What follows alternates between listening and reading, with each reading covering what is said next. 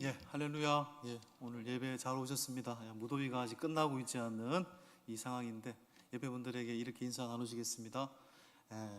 시원한 하루 되십시오라고 한번 선포하겠습니다. 시원한 하루 되십시오. 제가 너무 더워서 오늘 새벽 3시 30분에 제가 알람을 보통 4시에 맞추는데 너무 더워서 오늘 일어났습니다. 언제까지 더울 건지 모르겠습니다. 그런데 여러분들에게 오늘 그 어느 때보다 시원한 주님의 은혜가 임하는 복된 주일이 될 수 있기를 소망합니다. 그 톨스토이의 이 단편선이라고 이렇게 쭉 이제 있는데 저도 가끔씩 이 책을 늘 돌려보고 이제 있는데 톨스토이의 중편 소설 중에 세 가지 질문이라는 소설이 있습니다. 이 세 가지 질문이라는 소설 속에 왕이 등장하는데 이 왕은 어떤 결정 장애를 가진 사람이에요. 결정을 못합니다. 그런데 이 왕에게는 알 수 없는 세 가지 질문이 있었습니다. 첫 번째 질문은 지금 소중한 것이 무엇인가? 그리고 가장 소중한 사람은 무엇인가? 그리고 가장 소중한 일은 무엇인가? 이런 질문이 있었습니다. 그 질문에 대해서 현자가 나타나서 그 질문에 대한 답을 내려주죠. 가장 소중한 때는 지금이고 가장 소중한 사람은 지금 너와 함께하고 있는 사람이고 가장 소중한 일은 너와 함께하고 있는 사람에게 최선을 다해서 사랑하는 것, 그것이 바로 가장 소중한 일이다라고 답변을 해줍니다. 그렇죠. 고린도후서 6장의 말씀처럼 보라, 지금이 은혜 받을 만한 때다라고 했습니다. 하나님은 언제나 우리에게 믿음을 요구하시는데 그 믿음은 언제나 현재입니다.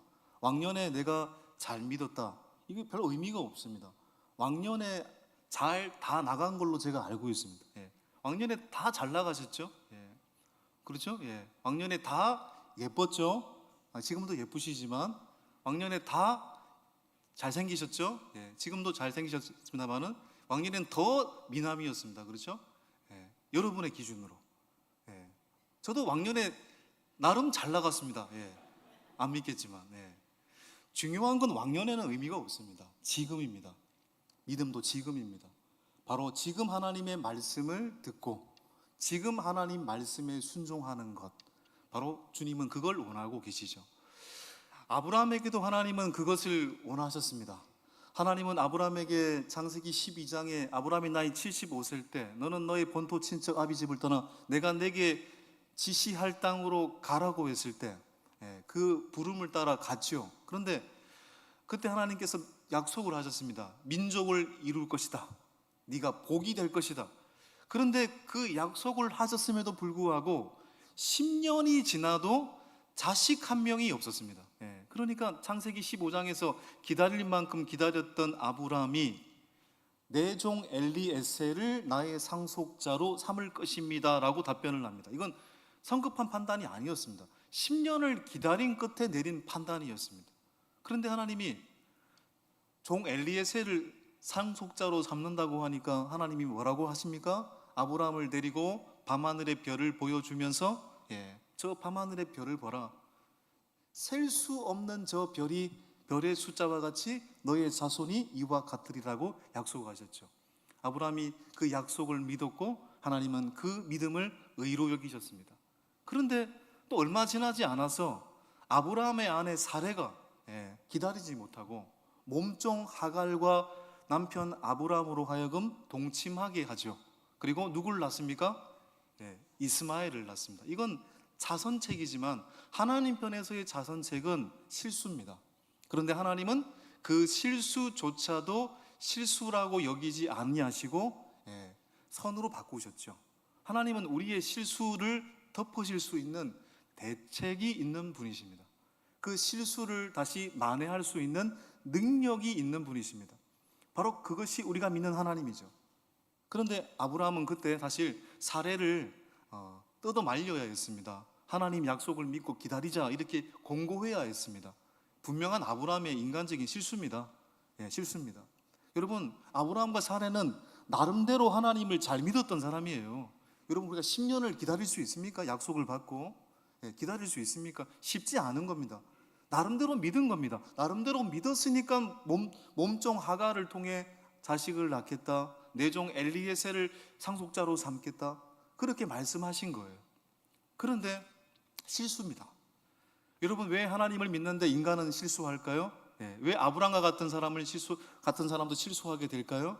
아브람은 하나님이 누구이신지를 일단은 제대로 알지 못했던 것 같아요.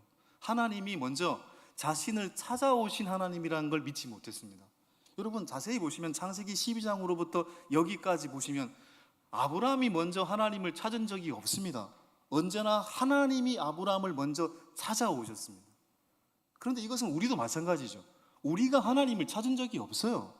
하나님이 우리의 마음의 문을 두드리고 누군가를 통해서, 환경을 통해서, 상황을 통해서 우리 곁에 오신 거죠. 사랑은 여기 있으니 우리가 하나님을 사랑한 것이 아니요 하나님이 우리를 사랑하사 그 아들을 화목제물로 보내셨다고 했습니다. 하나님은 언제나 찾아오신 하나님이라는 걸 아브라함은 믿지 못했습니다. 그리고 그 찾아오신 하나님이 어떤 하나님이실까요? 전능한 하나님이라는 걸 믿지 못했습니다. 오늘 1절을 보십시오. 1절을 보십시오. 자, 1절 시작. 아브라함이 99세 때에 여호와께서 아브라함에게 나타나서 그에게 이르시되 나는 전능한 하나님이라. 여러분, 이 16장과 17장은요 역사적으로 13년이라는 세월의 갭이 있습니다. 이스마엘을 낳고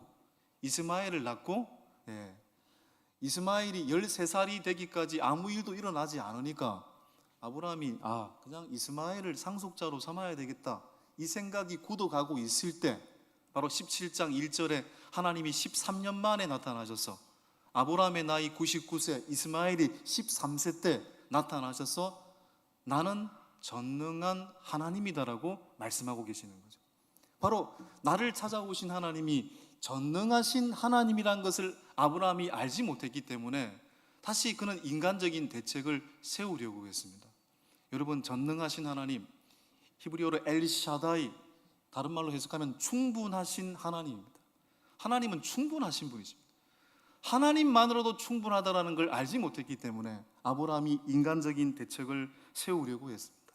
그런데 여러분, 하나님은 이미 창세기 15장에서 종 엘리에셀을 상속자로 삼으려고 했을 때 밤하늘의 별을 보여주면서 아브라함에게 두려워하지 말라, 나는 너의 방패고 너의 지극히 큰 상급이다 라고 말씀하셨죠. 이건 다른 말로 해석하면 나는 전능한 하나님이다라고 이미 예고하셨습니다. 그런데 아브라함이 전능하신 그 하나님을 믿지 못하고 있는 거죠. 여러분, 전능하신 하나님은 아브라함에게 나타나셔서 첫 번째 말씀이 뭐였을까요? 자, 1절 하반절에 보면은, 자, 시작. 너는 내 앞에서 행하여 완전하라. 너는 내 앞에서 행하여 완전하라. 이게 이제 원문으로 보면은 행하여라는 말이, 행하다라는 말이 할라크거든요. 할라크는 다시 우리말로 해석을 하면 걸어가다는 뜻입니다. 그러니까 네가 내 앞에서 행하여 완전하라는 의미는 하나님 앞에서 걸어가라는 얘기입니다. 네가 하나님 앞에서 사는 것이고 네가 하나님 앞에서 걸어가는 것이라는 걸 아브라함아 잊지 말라는 겁니다. 완벽하게 살라는 얘기가 아닙니다. 인간적으로 하나님 앞에서 걸어가라는 얘기입니다. 여러분, 아이를 키울 때, 아이를 걷게 할 때 부모가 계속 손만 잡고 있으면 어떻게 될까요? 물론 아이는 걸을 수 있죠. 근데 아이의 손만 늘 잡고 있으면 그 아이는 걸을 수는 있어도 부모에게 너무 의존적인 자녀가 될 가능성이 높습니다. 올바르게 자녀를 걷게 하고 성장시키려고 한다면 아이를 스스로 걷게 해야죠. 물론 부모가 그걸 보고 있어야 됩니다. 뒤에서. 그리고 앞에서 부모가 보고 있다가 홀로 걷다가 넘어지는 그 자녀를 세워주는 거죠. 뒤에서 앞에서 부모가 보고 있다가, 그리고 그 수없이 넘어질 때마다 부모가 세워주고 그런 상황 속에서 자녀는 스스로 자립하는, 스스로 온전하게 걸을 수 있는 자녀가 되는 거죠. 마찬가지입니다. 아브라함의 인생이 그랬습니다. 아브라함의 인생의 여정 속에서 여러분, 얼마나 수많은 실수가 있었습니까?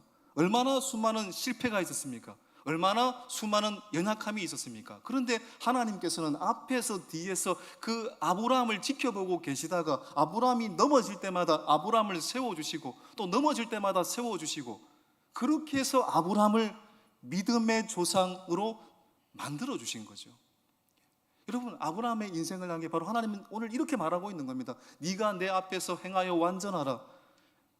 아브라함아, 실수를 두려워하지 말라. 내가 너의 뒤에 있고 너의 앞에 있지 않느냐. 그리고 나는 전능한 하나님이야. 두려워하지 말라. 지금 그렇게 말씀하고 계시는 겁니다. 여러분, 전능하신 하나님이 하나님 앞에서 걸어가라고 말씀하신 이후에 2절에 뭐라고 말씀하고 계십니까? 했던 말을 또 반복하고 계시잖아요. 자, 2절 보겠습니다. 시작. 내가 내 언약을 나와 너 사이에 두어 너를 크게 번성하게 하리라. 번성하게 하겠다. 4절 5절. 보라, 내 언약이 너와 함께 있으니 너는 여러 민족의 아버지가 될지라. 이제 후로는 내 이름을 아브라함이라 하지 아니하고 아브라함이라 하리니 이는 내가 너를 여러 민족의 아버지가 되게 함이니라. 하나님은 수없이 했던 약속을 다시 반복하시는데 좀 다른 방식으로 얘기를 하시죠. 번성하게 할 것이다. 그리고 이름을 바꿔버리십니다. 아브라함아, 너의 이름 자체가 이제는 아브라함이 아니고 뭐라고요? 아브라함, 여러 민족의 아버지, 열방의 아버지가 될 것이다. 너의 아내 이름도 조금 읽다 보면 바뀌죠. 사레에서 사라로 바뀝니다. 아브라함은 존귀한 아버지라는 뜻입니다. 그런데 이 존귀한 아버지는 자신의 민족, 자신의 경계에서 존경받는 아버지라는 뜻이고요. 아브라함은 그 경계를 뛰어넘어서 여러 민족의 아버지라는 뜻입니다. 온 민족의 아버지라는 뜻입니다. 이거 엄청난 축복 아닙니까? 너는 그런 사람이 될 거야 라고 아예 이름을 못 박아버렸습니다. 여러분, 아브라함으로 바꾸셨다. 민족의 아버지로, 여러 민족의 아버지로, 사라로 바꾸셨다. 열방의 어머니로 바꾸셨다. 이건 뭡니까? 나의 약속을 반드시 지키겠다는 하나님의 강력한 의지죠. 여러분, 하나님은 아브라함에게 아브라함으로 여러 민족의 아버지라고 이름을 바꿔주시고 난 다음에 그 아브라함이 될 것이다라는 약속으로 5가지 약속을 다시 하십니다. 넌 아브라함이 될 거야. 그러면서 5가지를 약속해 주십니다. 뭡니까? 내가 너로 심히 번성하게 할 것이다. 이 말은 실제로 아브라함은 이스라엘의 민족이 되죠. 민족의 아버지가 되죠. 아브라함으로부터 이스라엘의 민족이 나온 거죠. 2번째, 내가 내게서 민족들이 나게 하며, 민족들이라고 되어 있습니다. 여러분, 아브라함은 이스마엘의 아버지이기도 합니다. 이스마엘은 누구의 조상입니까? 아람 민족의 조상이죠. 하나님은 아람 민족의 하나님이기도 하시죠. 아람 민족이 여기서 나왔죠. 아브라함에서부터 나왔죠. 3번째, 수많은 왕들이 내게로부터 나오리라. 이스라엘의 1대 왕이 누구입니까? 사울 왕입니다. 사울 왕은 어디 지파입니까? 베냐민 지파인데 베냐민이라는 아들은 바로 아브라함의 증손자입니다. 아브라함의 증손자인 베냐민 지파에서 사울이 나온 겁니다. 제2대 왕인 다윗도 마찬가지입니다. 아브라함의 증손자인 유다의 계보에서 다윗이 나왔습니다. 4번째, 또 어떤 약속하셨습니까? 너와 내 후손의 하나님이 되리라. 5번째, 가나안 땅을 영원한 기업으로 주리라. 5가지를 약속하셨어요. 이걸 한마디로 바꾸면 뭡니까? 내가 너를 아브라함이라고 할 것이다. 그리고 그에 대한 약속으로 5가지를 말씀하셨는데 이 5가지는 한마디로 표현하면 내가 너와 너의 후손의 영원한 하나님이 될 것이라고 약속하는 것입니다. 영원한 하나님이 될 것이다. 여러분, 영원이라는 것이 뭡니까? 끝이 없다라는 것이고 변질되지 않는다라는 뜻이고 끝을 모른다라는 겁니다. 그게 영혼입니다. 저는 제가 아무리 여러분을 사랑한다고 할지라도 여러분은 저의 말을 절대로 믿으시면 안 됩니다. 왜요? 저는 여러분에게 약속을 지켜드릴 수 없습니다. 제가 언제 죽을지 모르는 유한한 존재이기 때문에 그렇습니다. 그런데 우리가 믿는 하나님은 영원한 하나님이십니다.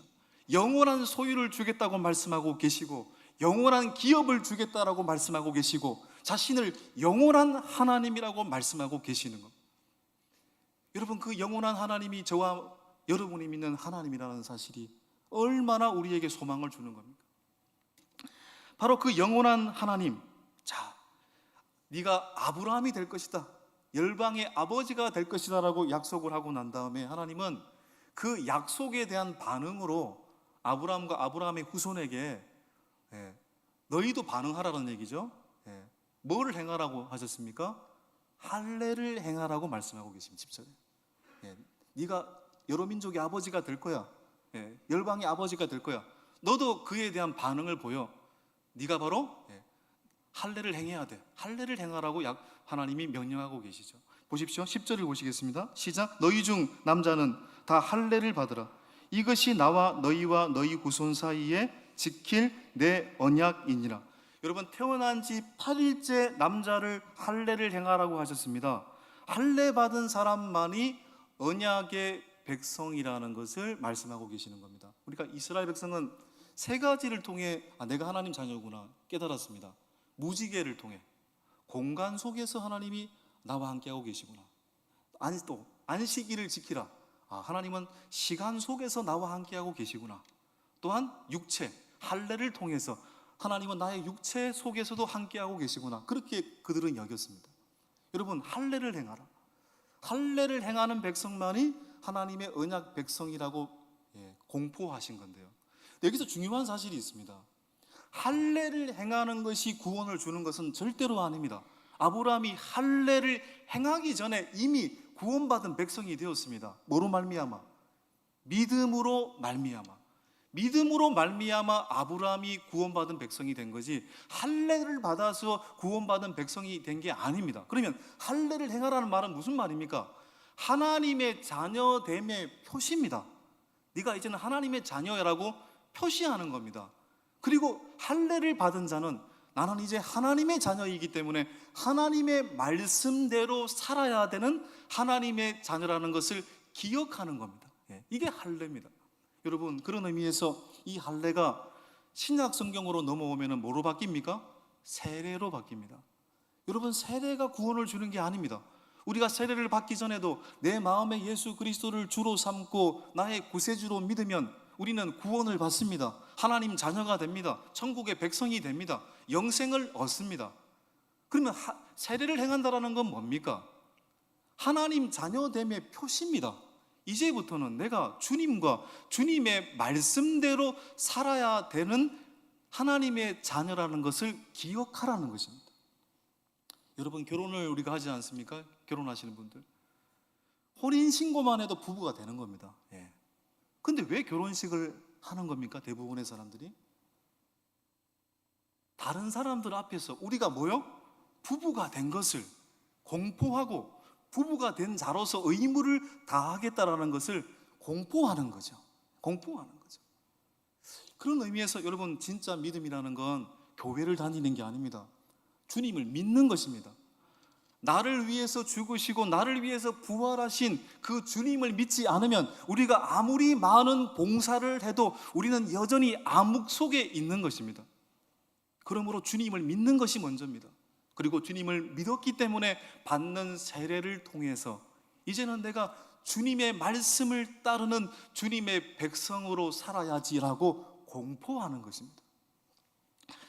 여러분, 99세의 아브라함에게 너는 이제 아브라함이다, 열국의 아버지가 될 거야. 또 사레에게 16절에 나와 있죠. 사라, 너는 이제 열국의 어머니가 될 거야. 여러분, 이때 나이가, 아브라함의 나이가 99세고요 사레의 나이가 몇 세라고 있습니까? 89세입니다 89세의 자식을 낳습니까? 아브라함이 듣고 하나님이 덕담한다고 생각을 하고 덕담해 주시는 거구나 라고 생각을 하고 속으로는 헛웃음을 지었어요. 자, 보십시오. 17절 18절을 보세요. 시작. 아브라함이 엎드려 웃으며 마음속으로 이르되 100세 된 사람이 어찌 자식을 낳을까? 사라는 90세니 어찌 출산하리요? 하고 아브라함이 이에 하나님께 아뢰되 이스마엘이나 하나님 앞에 살기를 원하나이다.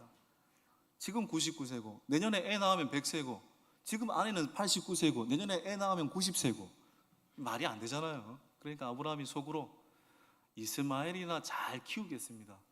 그런데 하나님이 이 아브라함의 헛웃음을 알고 이 속마음을 알고, 여러분 19절인가요? 예. 19절에 보시면 내년 이맘때에 누구를 낳게 될 거라고요? 사라를 통해서 자식을 낳게 되는데 그 자식의 이름이 뭡니까? 이삭이죠. 이삭의 뜻은 무엇입니까? 웃음이라는 뜻이잖아요. 네가 지금 헛웃고 비웃었지만 너의 헛웃음과 비웃음이 내년 이맘때에 진정한 웃음, 이삭이 될 것이라고 약속하고 계시는 거죠. 여러분, 아브라함의 이야기를 읽으면서 우리는 어떤 하나님을 오늘 만나게 되는 것입니까? 하나님은 찾아오신 하나님입니다. 그 찾아오신 하나님은 엘샤다이, 충분하신 하나님, 전능하신 하나님입니다. 그 전능하신 하나님은 영원하신 하나님이십니다. 그런데 찾아오시고 전능하시고 영원하신 하나님은 다른 말로 표현하면 오늘 설교의 주제이기도 합니다. 앞서 행하시는 하나님이라는 것을 알게 됩니다. 아브라함을 갈대아 우르에서 불러내신 분도 누굽니까? 앞서 행하신 하나님이셨습니다. 너는 너의 본토 친척 아비 집을 떠나 내가 내게 지시할 땅으로 가라고 말씀하신 그분도 앞서 행하신 하나님이셨습니다. 가나안 땅의 기근을 피해서 애굽으로 내려가서 자신의 아내의 사례를 바로왕에게 빼앗길 때도 하나님께서 개입하셔서 아브라함을 구해 주신 분도 앞서 행하신 하나님이셨습니다. 수없이 나타나셔서 아브라함에게 자손을 약속하신 그 하나님도 앞서 행하신 하나님이셨습니다. 그리고 오늘 이 본문에서 99세의 아브라함의 나이, 사라의 나이 89세에 아이를 낳을 수 없는 절망적인 상황 속에서도 나타나셔서 나를 전능하신 하나님이라고 표현하면서, 충분하신 하나님이라고 표현하면서 아브라함에게 아브라함이라고 말씀하시고 사라라고 말씀하시고 그에 대한 반응으로 할례를 행하라고 말씀하시면서 자손을 약속하신 그 하나님도 앞서 행하신 하나님이셨습니다. 여러분, 이 하나님은 아브라함의 하나님일 뿐만 아니라 우리가 믿는 하나님이신 줄 믿습니다. 하나님은 알고 보면 우리 앞서 행하신 하나님이셨습니다. 우리의 길을 언제나 예비하시고 우리의 인생의 길목마다 그 길을 예비하셨던 앞서 행하신 하나님이셨습니다. 그런데 때로는 우리의 생각대로, 우리의 계획대로 하나님이 따라주기를 바라는 그런 기대를 갖고 있는 것이 우리의 문제이죠. 그런데 나의 계획보다 하나님의 계획이 훨씬 크시고 그 하나님이 앞서 행하신 하나님이라는 것을 믿는다면 우리의 삶이 달라지지 않겠습니까? 예수님께서 그래서 산상수훈에서 이렇게 말씀하셨습니다. 6장 8절에 마태복음, 구하기 전에 너희에게 있어야 할 것을 하나님 너희 아버지께서 아시느니라. 우리가 구하기 전에도 우리가 뭘 원하고 있는지를 다 아시는 분이세요. 그게 주님이시고 그분은 앞서 행하신 하나님이시라. 톨스토이 얘기를 좀 더 해보겠습니다. 톨스토이의 또 이야기 중에 이반 일로치의 죽음이라는 소설이 있습니다. 이반 일로치는 법원의 판사였습니다. 그런데 어느 날 이 이반 일로치가 죽음을 맞이하게 됩니다. 죽어버립니다. 그러니까 판사이니까 법원의 동료들이 이반 일로치의 죽음을 애도하기 위해서 이반 일로치의 집으로 왔죠. 집으로 와서 고인을 애도하고 이반 일로치의 아내에게 위로의 말을 건넵니다. 슬피 울면서. 그런데 이 소설의 포인트는 그 다음에 펼쳐지는데, 정말 그들이 첫 번째 이반 일로치가 죽었다고 들었을 때 애도하는 마음이 먼저였을까? 슬퍼하는 마음이 먼저였을까? 그게 아니다라는 겁니다. 이반 일로치가 죽었을 때 동료들은 첫 번째 이렇게 생각했다는 겁니다. 그러면 이제 내가 승진이 되는 건가? 내 자리, 내 보직이 바뀌는 건가? 그리고 내가 죽지 않고 이반 일로치가 먼저 죽은 것에 감사하는 마음을 가졌대요. 그 이반 일로치 아내조차도 마찬가지였습니다. 이반 일로치 아내가 남편의 죽음을 앞두고 죽음을 직면하고 맨 먼저 드는 생각이 뭐였을까요? 그 소설에서 남편이 죽으면 보험금은 얼마나 타지? 이 이야기를 제가 접하면서 악착같이 살아야 되겠다.